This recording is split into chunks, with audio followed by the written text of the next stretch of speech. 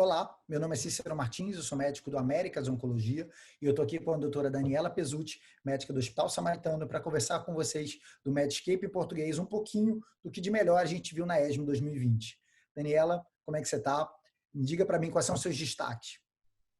Então, os principais destaques da ESMO, enfim, na minha opinião, são estudos que respondem algumas perguntas, né? O primeiro é o que responde o que a gente deve fazer após o paciente ter falhado aí a imunoterapia. Tanto aqueles que utilizaram anti-PDL1 ou anti-CTLA4, o que a gente faz depois da progressão? Então, esse estudo avalia aí a combinação de lenvatinib com pembrolizumab nesse cenário. Então, a gente tinha aí pacientes que já tinham usado mais de 3 terapias prévias, e foi bem interessante porque ele conseguiu mostrar aí uma taxa de resposta mesmo em linhas posteriores de 21% para essa população. Para aqueles pacientes que tinham utilizado anti-CTLA4, e não ficou muito bem definido por quê, mas eles tiveram uma resposta melhor de 31%, com uma PFS aí de 4,2 meses e uma sobrevida global de 13,9 meses. O outro estudo que eu acho que também vem no futuro para responder aí uma pergunta interessante é qual que é o melhor sequenciamento para esses pacientes com melanoma metastático. Então, foi um estudo de fase 3, com 3 braços, né, avaliando aí o encorafenib, mirimetinib num primeiro braço, o segundo braço utilizava ipinivo e um terceiro braço fazia 8 semanas do birimetinib com encorafenib, seguido aí de ipinivo até uma possível progressão, quando aí o paciente voltaria a utilizar esses bloqueadores. E o estudo, assim, inicialmente com PFS de 1 ano, ele parece favorecer o braço do encorafenib com mirimetinib, mas aí num follow-up mais para frente, a gente vê que o terceiro braço, esse braço do sanduíche, começa a mudar as curvas e parece que para o futuro, eu acredito que talvez essa combinação seja bem promissora. Verdade, Dani. Quando a gente vê o endpoint primário do Second Beat é overall survival, então a gente precisa de um follow-up maior.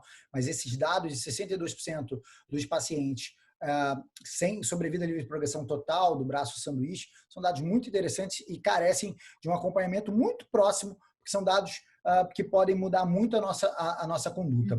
Aproveitando um pouquinho do gancho, eu vou falar um pouquinho do estudo COMBI, um estudo que comparava o dabrafenib com o trametinib, com ou sem o espartalizumab. A lógica do estudo era trazer para uma primeira linha, para um upfront, a combinação de imunoterapia com os inibidores de BRAF/MEK.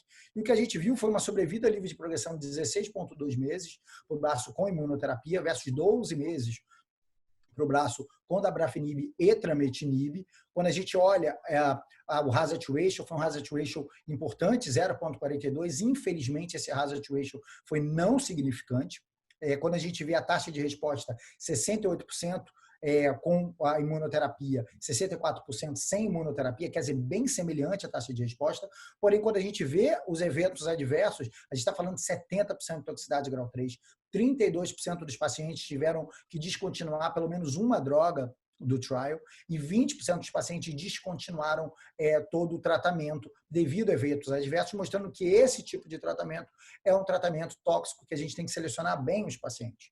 Como esses dados vão se contrapor aos dados do Trilogy, também apresentados esse ano, que comparavam um estudo muito semelhante, vemurafenib e cobimetinib com atezolizumab, com um ganho de 4,5 meses de sobrevida livre de progressão estatisticamente significante, levando ao FDA a aprovar o tratamento, são questões que a gente tem que discutir.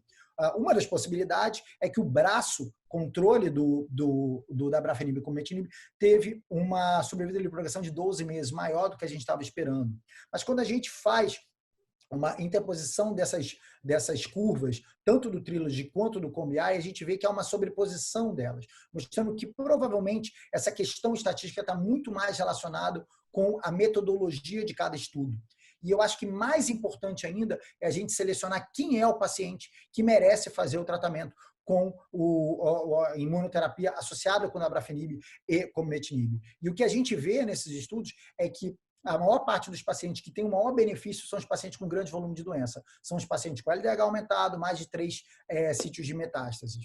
Um outro estudo que eu queria falar rapidamente para vocês é o estudo do cemiplimab para paciente com carcinoma base celular localmente avançado. Eles pegaram 84 pacientes 60% deles tinham sido refratários ao inibidor da via da Hedgehog, 30% desses tinham sido intolerantes, e o que a gente viu foi uma taxa de resposta de 30%, sendo que uma sobrevida limite de progressão ainda não alcançada, mas estimada em 19 meses, uma duração de resposta também estimada de 85% em um ano.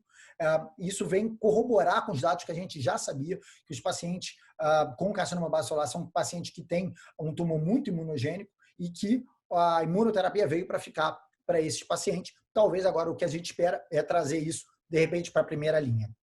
Eu acho que era isso.